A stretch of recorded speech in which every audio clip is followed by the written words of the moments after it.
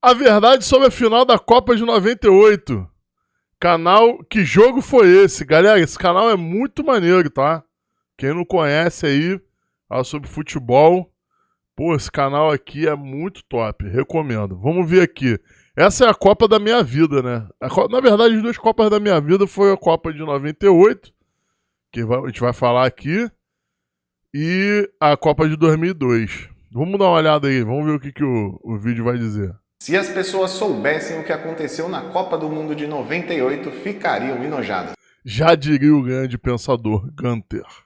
Se você gosta de futebol e acompanha as Copas do Mundo, provavelmente você já leu ou ouviu essa frase, que já virou acompanha as Copas do Mundo, provavelmente. Tafarel, César Sampaio, Rivaldo, Aldair, Júnior Baiano, mestre das voadores, nosso futuro capitão de 2002, Cafu. Esse aqui dispensa mais apresentações. Ronaldo, fenômeno. Roberto Carlos, segundo melhor jogador do mundo pela FIFA no ano de 98. Leonardo, grande jogador também. Bebeto, também outro dispensa apresentações. E o nosso capitão Dunga. Esse foi o esquadrão de 11 jogadores que tentou buscar, então, naquela época, o pentacampeonato. Estava defendendo o título. Só não contavam aí com a genialidade de um cara chamado Zinedine Zidane. Você já leu ou ouviu essa frase, que já virou até um meme de tantas vezes que foi repetida toda vez que o Brasil é eliminado de uma Copa do Mundo. Essa é uma das primeiras fake news da história e surgiu logo após o Brasil perder a Copa do Mundo de 98 para o Zizou ali. França, de uma maneira bem esquisita e com alguns mistérios que não foram muito bem explicados até hoje. Então fica aí que eu já vou te contar que jogo foi esse. Pô, a Copa de 98 foi minha primeira grande frustração no futebol. A Copa do Mundo de 98 rolou na França, país que já tinha sediado o Mundial em 1938. Apesar dos franceses terem participado de 9 das 15 Copas anteriores, o melhor resultado da França foi um terceiro lugar, conquistado em 58 e em 86. Eliminando o Brasil em 86. A expectativa era de que o primeiro título finalmente chegasse em 98, já que a França jogaria em casa com o apoio da sua torcida. A Copa de 98 foi a primeira a contar com 32 seleções, e a fórmula da disputa é a mesma que a gente vê até hoje, inclusive na última Copa de 2022. 8 grupos com 4 seleções cada. Os 2 melhores de cada grupo avançam para as oitavas de final e daí em diante é só jogo mata-mata. A bola... Pô, essa bola aqui foi foda. Eu ganhei 2 bolas dessa. 2 não. Ah, não lembro. Numa figurinha daquela especial do Campeonato Brasileiro, do álbum de figurinha do Campeonato Brasileiro. Meu avô foi lá trocar pra mim, lá no centro do Rio. Pô, muito bom. A bola bonita pra caramba.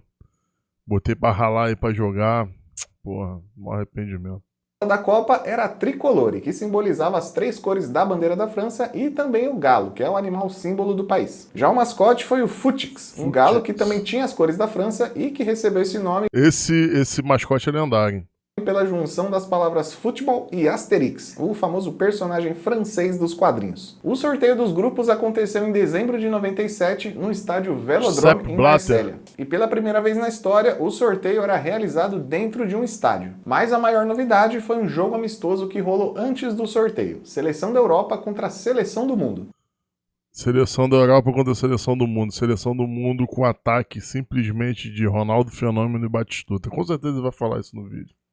Basicamente pegaram um jogador de cada seleção que ia disputar a Copa e formaram 2 times. Na seleção da Europa, o maior nome era o francês Zinedine Zidane. Já na seleção do resto do mundo, o ataque era formado por Ronaldo e Batistuta, só isso. E o Ronaldo detonou no jogo, marcou 2 gols, deu assistência para outros 3 e a seleção do resto do mundo venceu por 5-2. Outro brasileiro que também participou do jogo foi o Carlos Alberto Parreira, que era o treinador da seleção do mundo. O Parreira foi... Na época o Parreira era técnico da Arábia Saudita. Foi o técnico da seleção brasileira no tetracampeonato em 94 e na Copa de 98 ele ia treinar a Arábia Saudita. E mesmo com uma campanha bem marromeno da Arábia, o Parreira entrou para a história das Copas. Mas calma aí que já já eu falo dele. Eu já vou dar um spoiler, ele foi demitido no meio da competição. E depois do amistoso Amigos da Europa contra Amigos do resto do mundo, finalmente rolou o sorteio e também rolou uma maracutaia nesse sorteio. O Michel Platini, que era o presidente do comitê organizador da Copa, admitiu que o sorteio foi manipulado para que Brasil e França só se enfrentassem em uma possível final. Numa entrevista a uma rádio francesa em 2018, o Platini admitiu todo o esquema. Quand on a organisé, parce qu'il faut organiser le calendrier, on a organisé le calendrier. On a fait une petite magouille que si on finissait premier et le Brésil premier, ils ne pouvaient pas se rencontrer avant la finale. O esquema deu mais do que certo, né? Porque, de fato, Brasil e França se enfrentaram na final da Copa. Mas palma, palma, palma, não priemos cânico. Porra, aí o Gunter tem razão, né? Aí é foda. Que eu já falo da final. 4 países faziam sua estreia em Copas do Mundo: África do Sul, Japão, Jamaica e Croácia. A Croácia se separou da Iugoslávia e conquistou sua independência 7 anos antes, em 91. Por isso, alguns jogadores da seleção croata de 98 já tinham jogado a Copa do Mundo de 90 pela Iugoslávia, já que lá em 90 a Croácia fazia parte da Iugoslávia. Esse é o caso do Prosinec, que até hoje é o único jogador a marcar gols em 2 Copas diferentes por 2 seleções diferentes. Na Copa de 90, o Prosinec, ainda defendendo a Iugoslávia, marcou um gol contra o Emirados Árabes Unidos na fase de grupos. E na Copa de 98, ele marcou 2 vezes. Ainda na fase de grupos contra a Jamaica e na disputa do 3º lugar contra a Holanda. E sim, eu já tô contando o spoiler lá do final do vídeo. A Croácia, na sua primeira Copa do Mundo da história, já terminou em 3º e ainda emplacou o artilheiro da competição. Muito brabo. Que marcou 6 gols. Outro jogador que bateu o recorde foi o Rigobert Song, de Camarões. Lá na Copa de 94, ele tomou um cartão vermelho por essa falta bem gentil no Bebeto. Em 98, contra o Chile, o Song tomou outro cartão vermelho e se tornou o único jogador a tomar cartões vermelhos em 2 Copas diferentes. Esse aí tem história pra contar. Porra, esse aí o VAR hoje em dia dava... Não deu gatilho não, hein? O Song, inclusive, era o técnico de Camarões na Copa de 2022, agora no Catar. E não, como técnico ele não tomou nenhum cartão vermelho. Na primeira fase da Copa de 98 também rolaram vários momentos marcantes. Lembra que eu comentei agora do Carlos Alberto Parreira? Pois é, ele era o técnico da Arábia Saudita e logo na estreia tomou 1-0 da Dinamarca. Aí, o que os dirigentes árabes fizeram? O próprio Parreira conta. O time não se classificou e vamos escolher um bode expiatório. E nada melhor do que o treinador antes da final. Pois é, antes mesmo do 3º jogo rolar, o Parreira foi convidado a se retirar do banco de reservas. O famoso demitido. Sem emprego, restou ao Parreira torcer pelo Brasil. Você está vendo jogar todo mundo aí, não tem melhor do que o Brasil. Portanto, se tudo correr bem, se Deus quiser vai correr, o Brasil é sério candidato a levar o Penta. Não vejo como não levar. Bom, eu conto ou vocês contam? Fudeu, enfim, no último jogo, a Arábia, já sem o Parreira, conseguiu empatar com a África do Sul. Talvez o problema fosse o Parreira mesmo. E outros 2 técnicos passaram pela mesma situação nessa Copa. O Cha Bum-kun, técnico da Coreia do Sul, foi demitido na 2ª rodada após derrotas para México e Holanda. E o polonês Henry Kasperzak foi demitido da seleção da Tunísia também na 2ª rodada após perder para Inglaterra e Colômbia. Curiosamente, tanto a Coreia quanto a Tunísia empataram seus 3 últimos jogos já sem os técnicos. Então já fica a dica para seleções aí nas próximas Copas. O técnico se perder os 2 primeiros jogos, é só demitir o técnico que aí o empate vem na 3ª rodada, é garantido.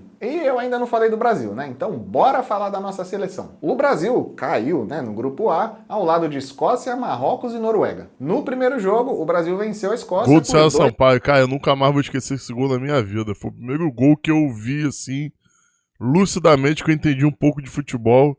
E o gol do Brasil na Copa do Mundo. Cara, é inesquecível, é muito marcante.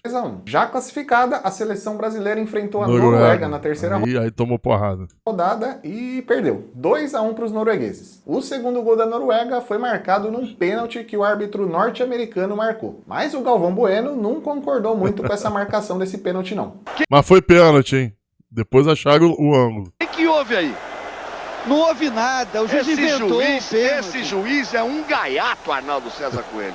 É um absurdo apitar Tia Flow. Esse cidadão chamado Esfandiar Baharmast. E agora eu vou fazer aquela pergunta que eu sempre faço, né? Foi pênalti ou não foi? Pelo ângulo da transmissão oficial não foi pênalti, mas depois no Jornal Nacional acharam um ângulo que o Júnior Baiano puxa a camisa do cara e foi pênalti mesmo. Volta o vídeo, analisa o lance direitinho, veja por todos os ângulos e aí me diz, foi pênalti ou o juiz era um gaiato, como disse o Galvão? Numa matéria da própria TV Globo, 2 dias depois da partida, foi mostrada uma imagem captada por uma TV sueca que mostra um negocinho diferente ali. Nas imagens da TV sueca está lá, a prova do crime.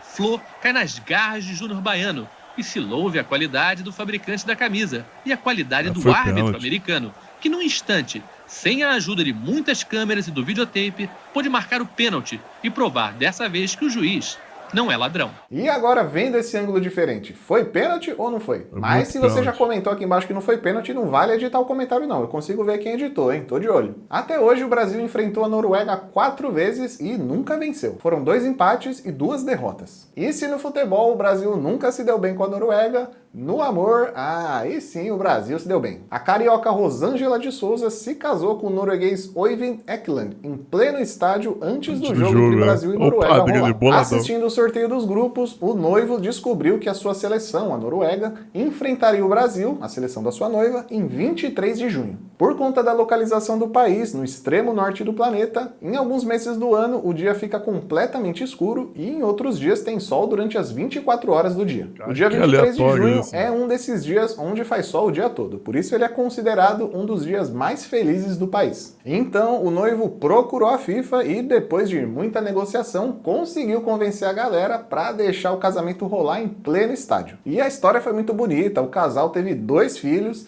mas de fato o Brasil e a Noruega não se dão bem não, porque hoje o casal infelizmente está separado. O Brasil avançou para as oitavas de final. César Sampaio meteu 2, olha lá. E foi logo metendo uma goleada. 4-1, com 2 gols do Ronaldo e 2 do César Sampaio. Também nas oitavas, a França enfrentou o Paraguai e empatou. Porra, esse jogo aí, caralho, eu assisti, foi foda. Em 0-0 no tempo normal. O jogo foi pra prorrogação e pela primeira vez na história das Copas rolou o famoso gol de ouro. Porra, pra quem não sabe ou pra quem não se lembra, o gol de ouro funcionava assim. Se um jogo fosse pra prorrogação, o primeiro time que marcasse um gol ganhava o jogo. Saiu o gol, acabou. Simples assim. Apesar de não ser uma regra lá das mais justas, não dá pra negar que era uma regra bem emocionante e gerava uma tensão absurda pros dois lados. Infelizmente, essa regra do gol de ouro só durou nas Copas de 98 e 2002, mas bem que ela podia voltar, né? O fato é que o Laurent Blanc marcou o primeiro gol de ouro da história das Copas do Mundo e classificou a França para as quartas de final. Nas quartas, o Brasil...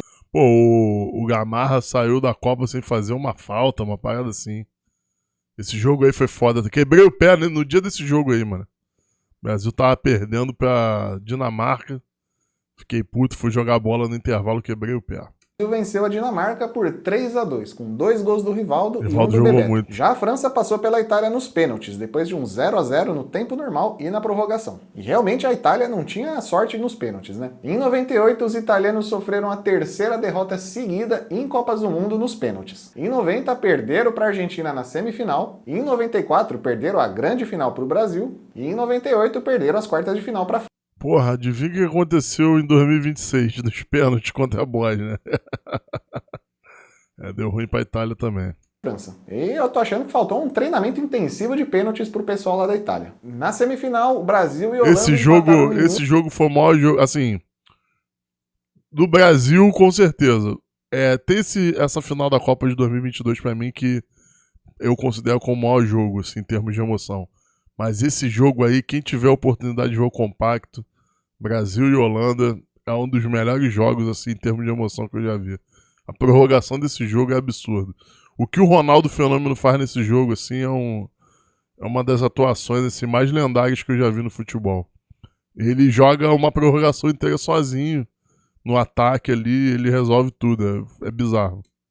1-1 no tempo normal, e um gol brasileiro sendo marcado pelo Ronaldo. E na prorrogação, nada de gols, continuou 1-1. A decisão foi para os pênaltis e com 2 defesas do Rafael, o Brasil se classificou para a final. O Rafael deu aquela adiantadinha de leve. Sim, se adiantou, mas na época ninguém ligava para isso e segue o jogo. Na outra semifinal, a França venceu a Croácia e também se classificou para a final. Gol do... Cara, como é que é? Thuram.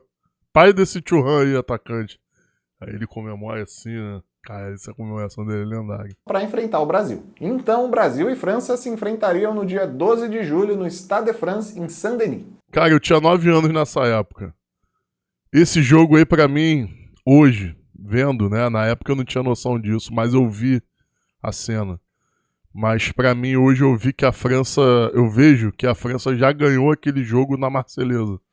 Na hora do hino francês, a França entrou realmente pra uma guerra, pra uma batalha.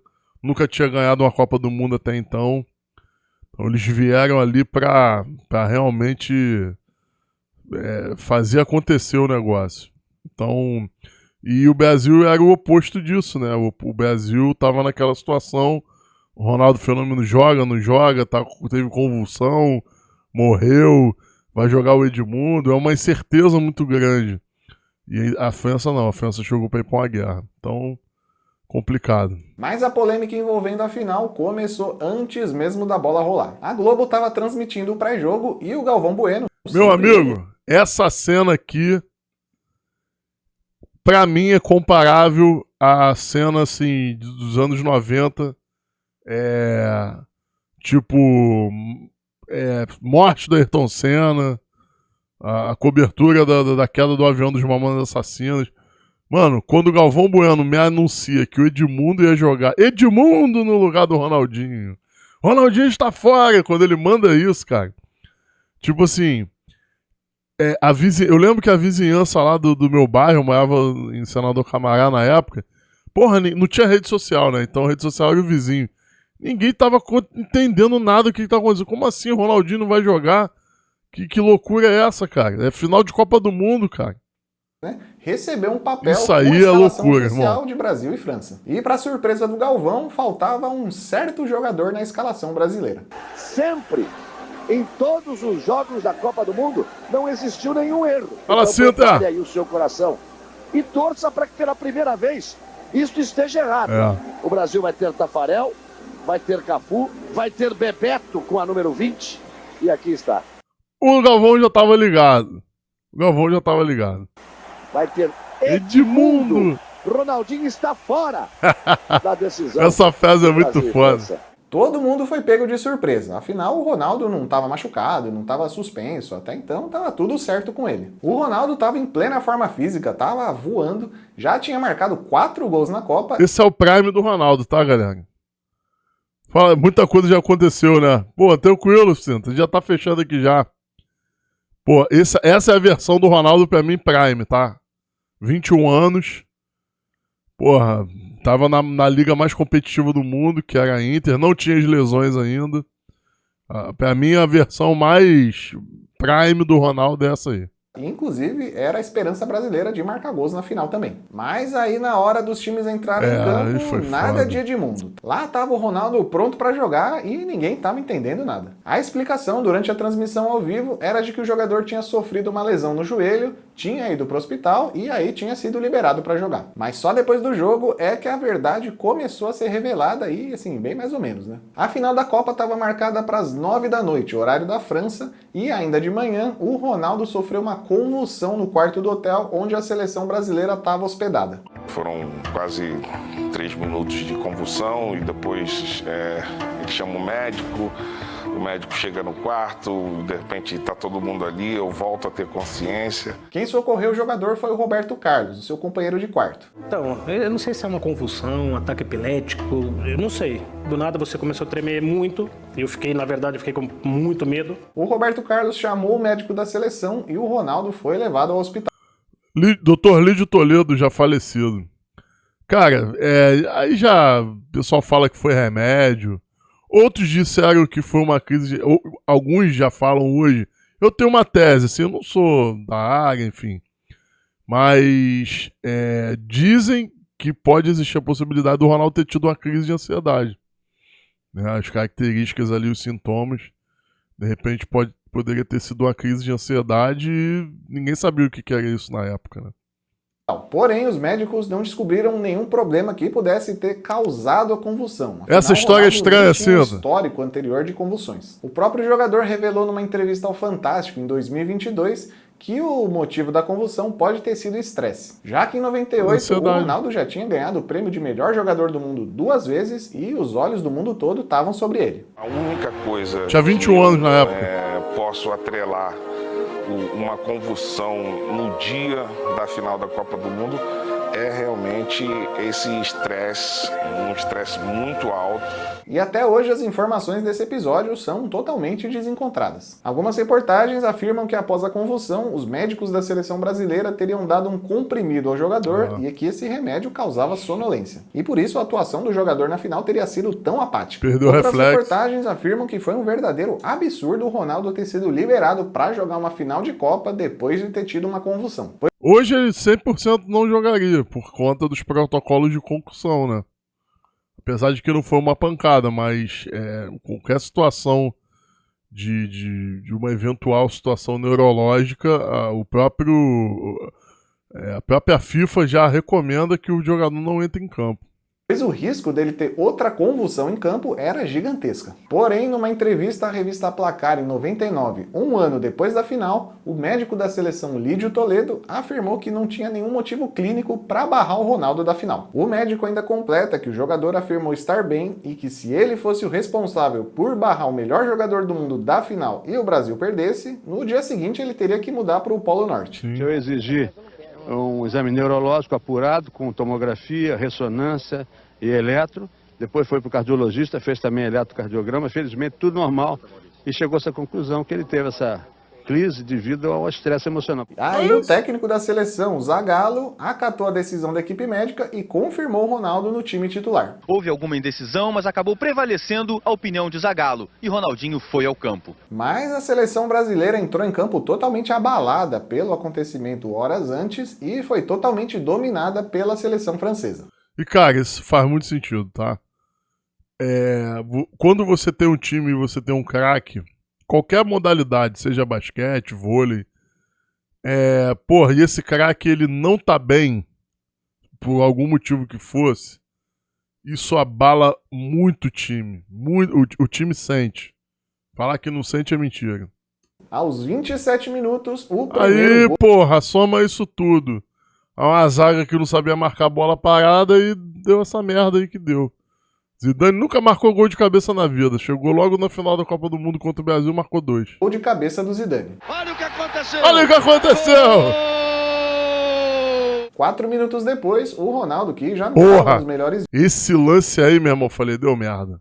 Agora é o segundo Ayrton Senna aqui, indo pro saco. Falei, não aguento mais, mano. Dias ainda tomou essa trombada do goleiro Barthez e ficou no chão, mas logo depois levantou para seguir no jogo. A França ainda teve a oportunidade de ampliar o placar aos 41 e aos 44 do primeiro tempo. Mas quem marcou aos 45 foi novamente o Zidane. De novo, Zidane sozinho andando no primeiro pau, brincadeira. Zidane, 2-0 para a França. No segundo tempo, o Ronaldo ainda teve a chance de marcar aos 11 minutos, mas o goleiro Barthez defendeu o chute. Aos 22, o Desailly foi expulso e o Brasil, com um jogador a mais, passou a tentar desesperadamente o primeiro gol. Rolou até uma bola na trave do Denilson, mas infelizmente não era o dia do futebol brasileiro. Tem um lance do Edmundo com o Rivaldo, né? Que o Zidane dá aquela valorizada, o Rivaldo faz o fair play e o Edmundo enlouquece. Isso se confirmou aos 47, quando o Petit marcou o terceiro gol francês e decretou a pior derrota sofrida pela seleção brasileira na história das Copas. Até então, né? Chegar a 2014, a gente ter o 7-1. E que inocência dos brasileiros, né? Achar que um 3-0 seria a pior derrota brasileira da história das Copas. Ninguém sabia o que estava por vir, né? A França vencia em casa a primeira Copa do Mundo da sua história e se tornava o 7º país do mundo a ser campeão mundial. E dias depois da Copa, começou a circular um boato de que o Brasil teria perdido a final de propósito, graças a uma fortuna recebida pela patrocinadora da seleção, a Nike. Num comunicado assinado pelo jornalista Gunter Schweitzer... O Gunter aí, ó. Cara, eu não vou ler isso aqui não, porque todo mundo já sabe disso aqui, né? Isso aqui é um e-mail que foi criado, um texto, e aí depois, esse mesmo texto ele foi modificado para uma porrada de coisa, o UFC, Fórmula 1, toda vez que o time ganha um campeonato, aí eles mudam esse texto dizendo do time que perdeu, falando, fulano de tal vendeu o campeonato de propósito, entendeu? Virou um tipo uma trend, não sei se é uma trend, mas enfim, virou um folclore aí da internet. Foi um dos primeiros, inclusive. O esquema todo é detalhado, inclusive com informações de que o Ronaldo não queria vender o jogo para a França, mas que ele foi convencido depois de um representante da Nike ameaçar cancelar o seu patrocínio vitalício. Garantiu também o seu Ricardo Teixeira através de seu tio João Avelange. Nem era tio do Ricardo Teixeira, João Avelange. O Ricardo Teixeira acho que era ex-genro do João Avelange, então não tem nada a ver, mano. Isso com a empresa. E lá em 98, muita gente acreditou nessa história e o boato começou a circular pelas caixas de e-mails do mundo todo. Foi mesmo. E o tal Gunter Schweitzer existe de Sim, cara, essa história é fantástica. Quem é o Gunter Schweitzer? verdade, mas ele não é nem jornalista e muito menos escreveu essa história toda. O Gunter, que na verdade é brasileiro, contou numa entrevista à ESPN que recebeu esse e-mail, sabe-se lá de quem, com a suposta descoberta de toda a armação. Isso é muito bom, ele cara. acreditou na história e começou a repassar para todos os seus amigos. Porém, ele assinou esse e-mail com o seu nome no final. Então, esse e-mail assinado pelo Gunter Schweitzer começou a circular pelo Brasil inteiro e todo mundo acreditava, né? Porque ele tem esse nome pomposo, né? Gunter Schweitzer. Porra, ainda contribuiu com a narrativa. É um nome que dá uma credibilidade pro brasileiro, né? Só que era o e-mail com a assinatura dele no final, né? Como se fosse... É o e-mail que você manda, eu tenho meu e-mail corporativo e tem minha assinatura embaixo, né? Podia ser eu, mas Gunter Schweitzer, pô, fica mais bonito, passa mais credibilidade.